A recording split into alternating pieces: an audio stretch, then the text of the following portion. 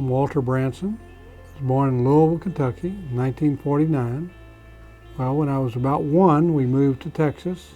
My stepfather, or adopted father, was an insulator, and so he had an opportunity to work at Dow Chemical was going on then, and he got to work there, and so he was a guy that always liked to fish. So anytime he could be in Freeport, he wanted to be in Freeport. So we moved here in 1950, and then when I started school, we moved around quite a bit, following jobs, insulating jobs. My dad, when I was in the 6th grade, my dad had a heart attack, and I lost him, and so it was just my mother and I. And so my mother was a soda jerk at a drugstore, and so she made about $35 a week, and so the guys would come in for lunch, and they started feeling sorry for us, and so they said, well, bring that boy down here. We'll teach him how to do something. And what they really meant was they could bring him down here, we'll help him get some spending money and do that. But they didn't realize that I would be a hard worker and I wanted to learn. And so as a result, I learned very quickly, and by the time I got to high school, I was subcontracting jobs on my own, little handyman jobs. And then I decided to go to college. Got convinced by some friends that I should go to college, and I decided to do that, and I thought I'd be pre-med. So one of the doctors that left here to go to the prison system and take over Chief of Medical Services, Dr. Ralph Gray, told my mother, he said, well, tell that boy to come and see me, and he'll bring him in the walls, and I'll teach him how to be a doctor. So that was one of the things I did when I went to college. But when I first got there, I started waiting tables, and some guys came in and they said, are you Walter Branson? I said, yeah, how do you know my name? They said, well, you did work for my aunt in Angleton, Texas, and when you were in high school. She said you were really, really good, and so we have a paint contracting business. We're both pre-med, and said, we're going to be here for another year and thought you might want to come to work for us. So I did, and I said, well, okay, and so I wasn't doing very well with tips in college town. They don't do so well. So anyway, so they paid me $10 an hour in 1968. I worked for them for a week, and they said, you can really produce. So they paid me $10 an hour. I worked for them for a year. And they worked around my classes, my exams, etc. Went to the hospital, would work there some. So at any rate, they left in a year. They said, we won't need this anymore, you can have it. So they didn't have a lot of stuff, but they gave me what they had. And I built that business to painting business. That's how it started, and Elkins Lake was just kicking off. And so I had 18 people working for me, and going to school full time and going to the hospital part time, and worked out really well. So I did that. I ended up marrying Elsa from Mexico. I do clinics for the poor people in Mexico, and I met Elsa at the clinic and fell in love, and we got married, and she had 2 daughters. So all in all, I have 6 children and 10 grandchildren now. My youngest child is Elsa's daughter Valerie, and she's getting married in January, and then before that's Pamela, and so Pamela's married now. All of my children are doing very well, and I love my grandkids, so have a great time with them. In 1982, I was asked to join Rotary, so I did, and I couldn't believe they asked me. And I went there, and all the who's who in Brazoria County were there, the people I looked up to. And I still remember sitting at a table, getting orientated and nervous as could be. The only thing I really remembered was they said, we meet on Tuesdays, and you need to make a meeting up somewhere in the world. You can go anywhere, but you need to make a meeting every week. And they said, the district conference is going to be in Houston in May, and the international convention is going to be in Dallas in June.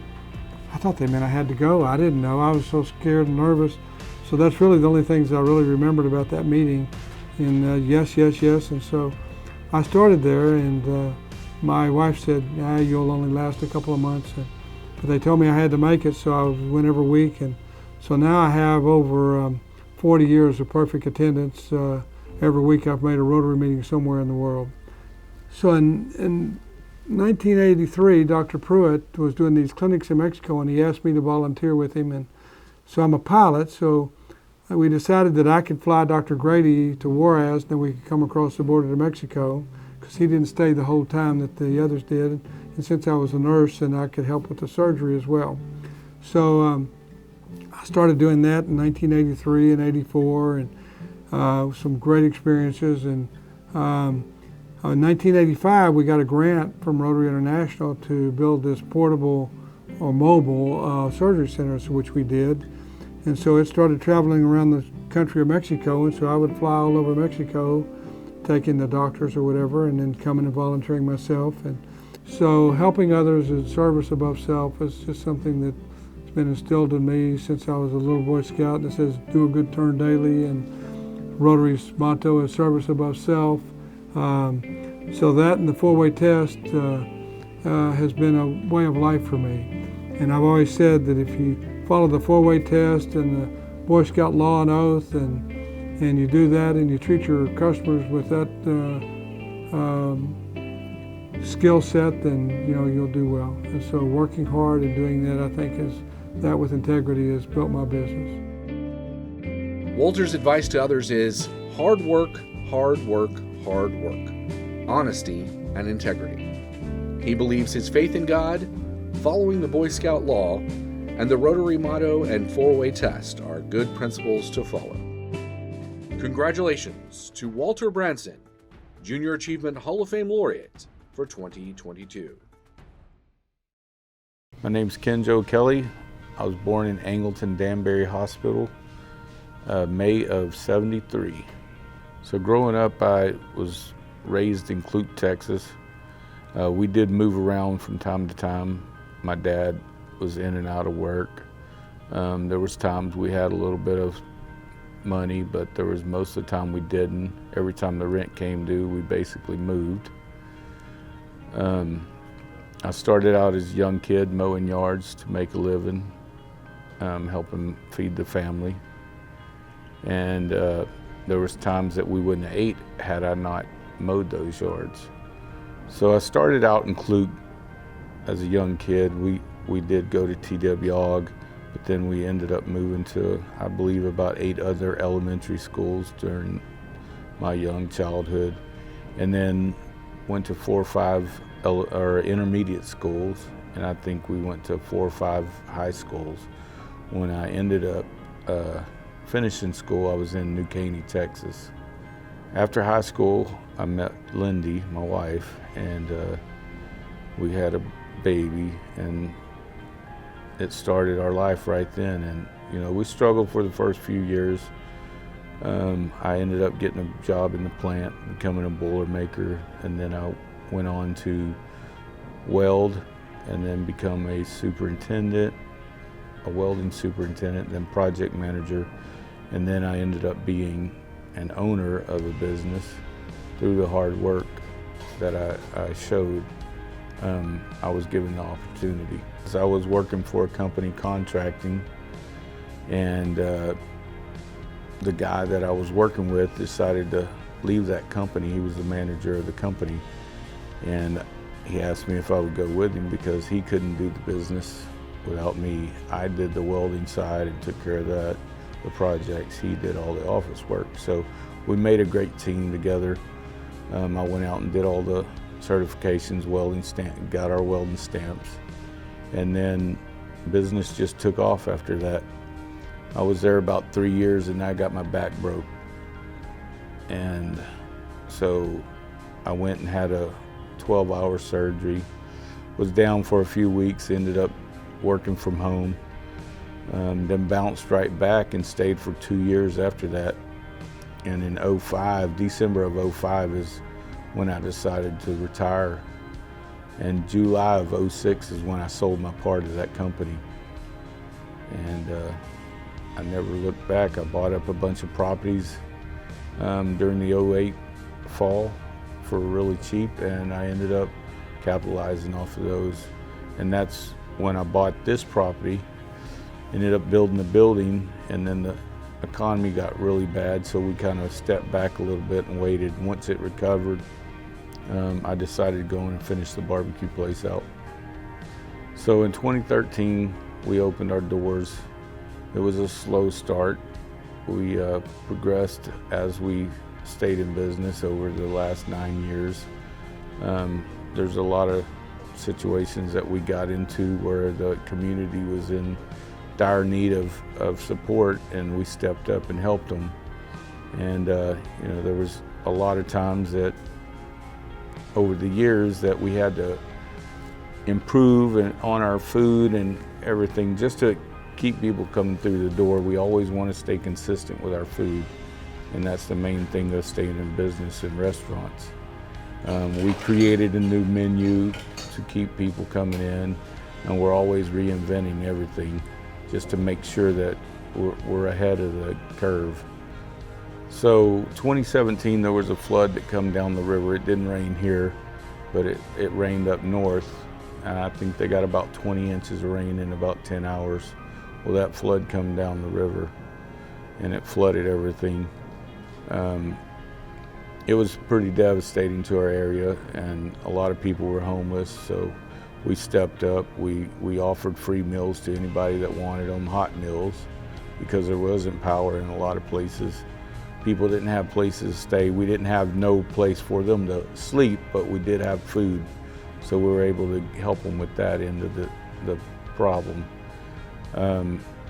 Then 2017, that might have been in 2016, but 2017, Harvey came, and we were able to step up again and provide meals and assistance to a lot of people.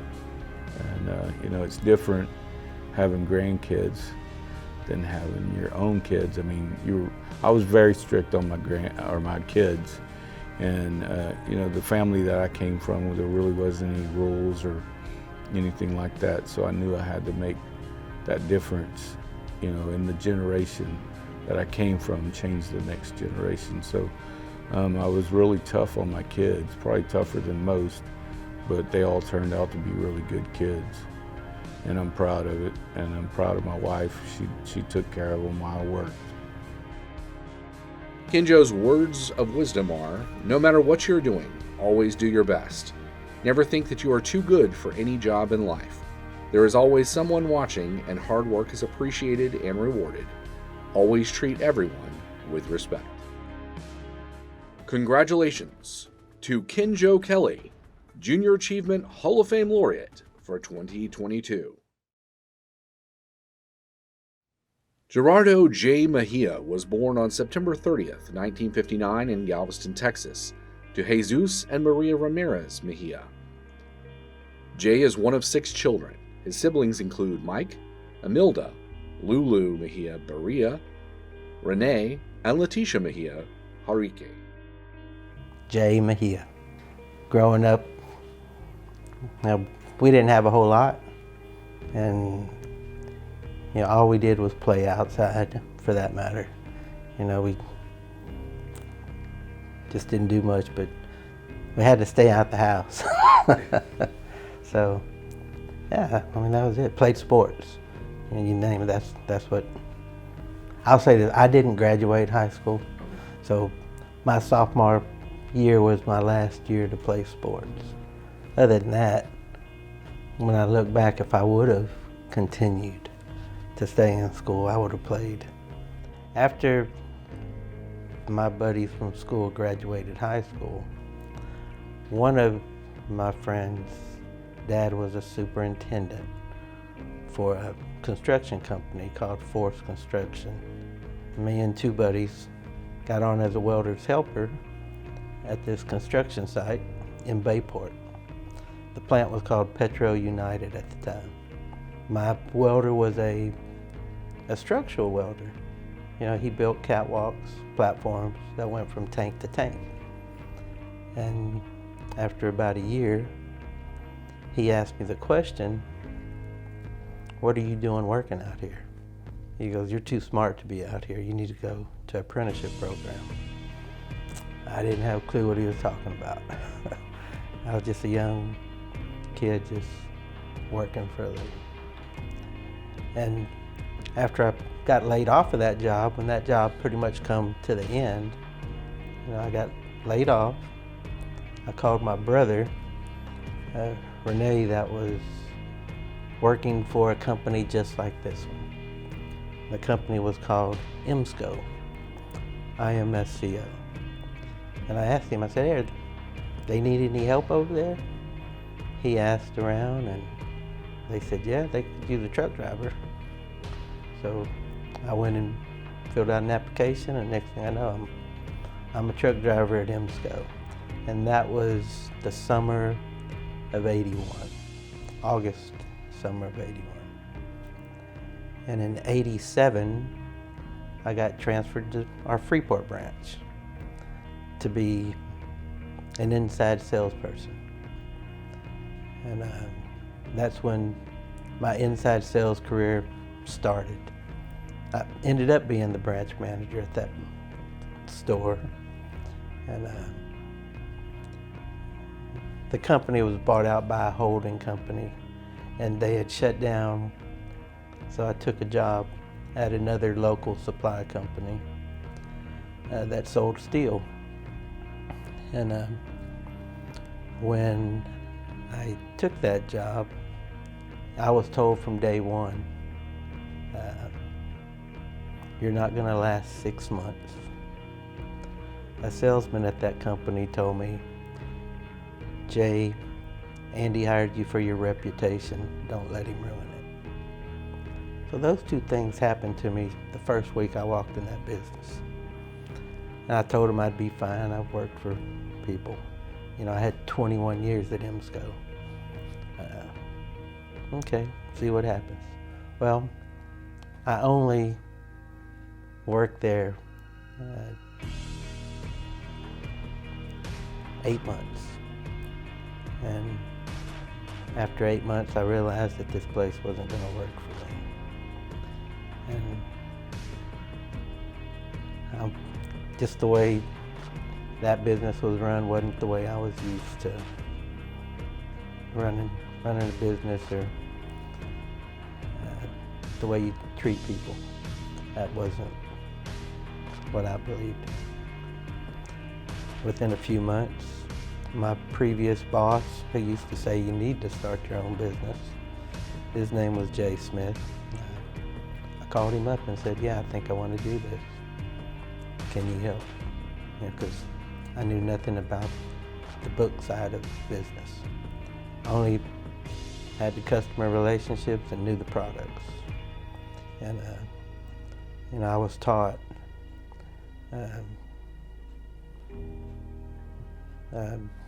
good service, be honest with your customer. That's all you can do, So that's how I was brought up in the business. Work hard, do what you say you're gonna do. And if something goes south, let them know up front. Don't wait and let them find out. So that's kind of, I believed in working this business. We started out with 3 people, not having a clue where it could take us. I just knew 3 of us needed a job. And Sybil and Ricky and I, they said, sure, we'll work for you. And we already worked together for 5-10 years. We were a service company. We believed in the service side of things. That's how I was raised in the business. In every industry, there should be a service company. I've worked for 2 supply companies just like this, and they were small companies. Never worked for the big corporate guy. But knowing there's a niche, the big guys can't handle everything, and we're a perfect first, second call, is the way I would say it. Just believing that we can do this. One of the things that I told myself as a young adult to this point, even though I don't say it to anybody, I say it to myself all the time. Yes, I can. Yes, I will. Because I had to prove to people, that, yeah, if I work hard enough, we can make this a successful company. The early days was 7 days a week. Call outs in the middle of the night. You know, just do what you have to do. You know, I pinch myself after 10 years and say, wow, look what we've done. Knowing that it wasn't me that built this company. It was the people that was with me that believed. And we always gave back to the nonprofits. You know, we supported everything. Junior Achievement, Dow United Way, Boys and Girls Club, you know, senior citizens, police departments. Remember in the early days, Freeport Police would always ask if we could help families at Christmas time and wanted us to go with them. And I'm like, no. I didn't want to be there when they gave them something that we donated. Why? Probably because I remember being that family. And yeah, I would start crying. So I'm like, no, I don't want to see that. I'm thrilled to help. Can we let them know? I said, no, I don't even know it was us that did that. And that's why everything I've tried to do was under the radar. You know, just because I wasn't doing anything to be recognized. I was giving from my heart. You have to care about the person next to you. And you have to care about your customer to make sure you get this job done right. And it shows in your work ethic. So when you work hard and believe in the right things, good things will happen. And you just gotta believe it. And you can't let somebody tell you, no, you can't. And here I go again. Yes, I can. Yes, I will. Just give me a chance. It will show. Jay's words of wisdom for the younger generation are, nothing comes easy, and don't let others tell you what you can or cannot achieve, because if you work hard and do the right things, it will pay off in the long run. Always follow your dreams. Congratulations to Jay Mejia, Junior Achievement Hall of Fame laureate for 2022. My name is Mike Pyburn. I was born in Houston, Texas in 1965. My father, John Pyburn, my mother, Betty Pyburn, we lived in Almeda, which was just on the very south outskirts of Houston back in those days, and grew up there. All my family was there within 2 or 3 miles of our house.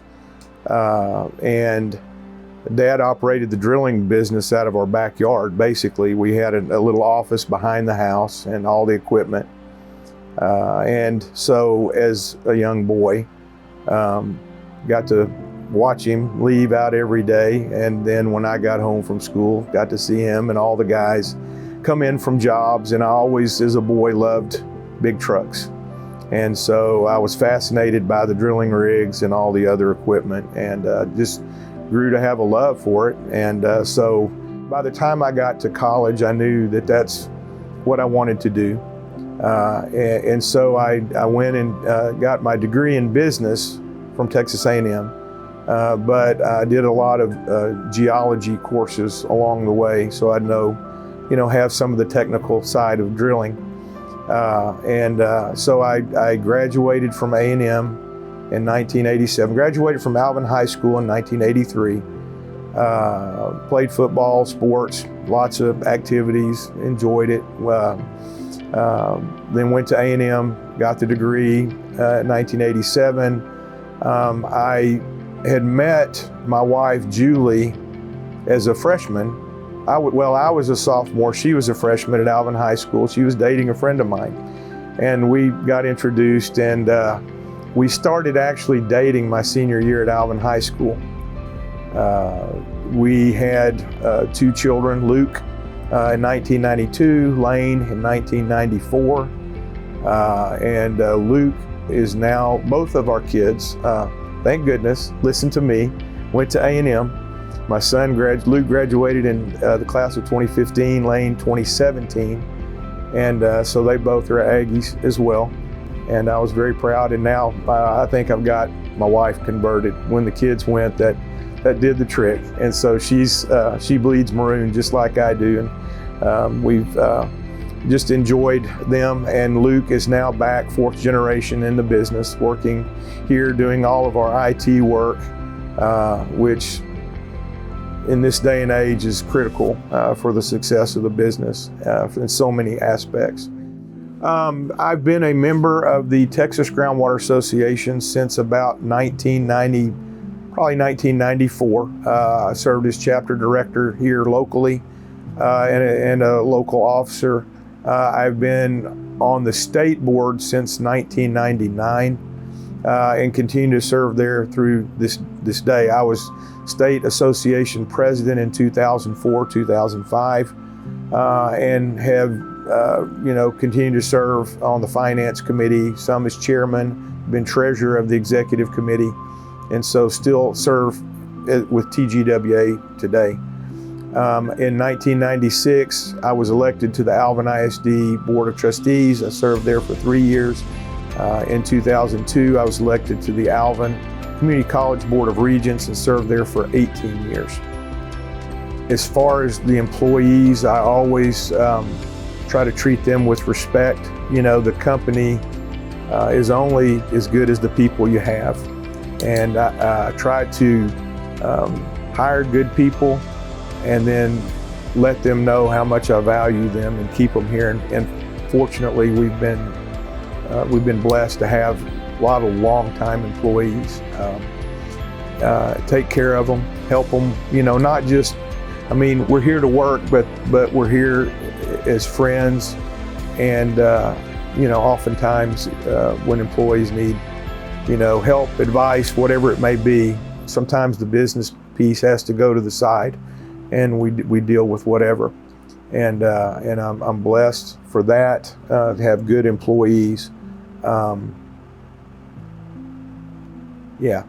don't, it's easy to get into business and get consumed with the tyranny of the urgent, but don't forget to stop and smell the roses along the way and enjoy, because life is way too short not to do that. Advice to people coming up in any business, I would just say, again, work hard. Don't be afraid to take chances. If you fail, learn to fail quickly and then get back up and get at it again. Don't let that stop you. That's how you learn.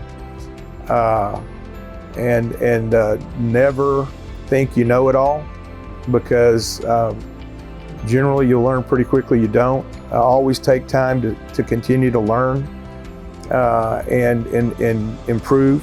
And in this day and age, that's not hard to do. There's lots of resources available to do that.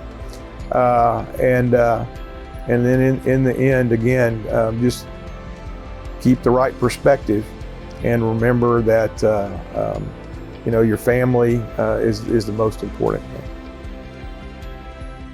Congratulations to Mike Pyburn, Junior Achievement Hall of Fame Laureate for 2022.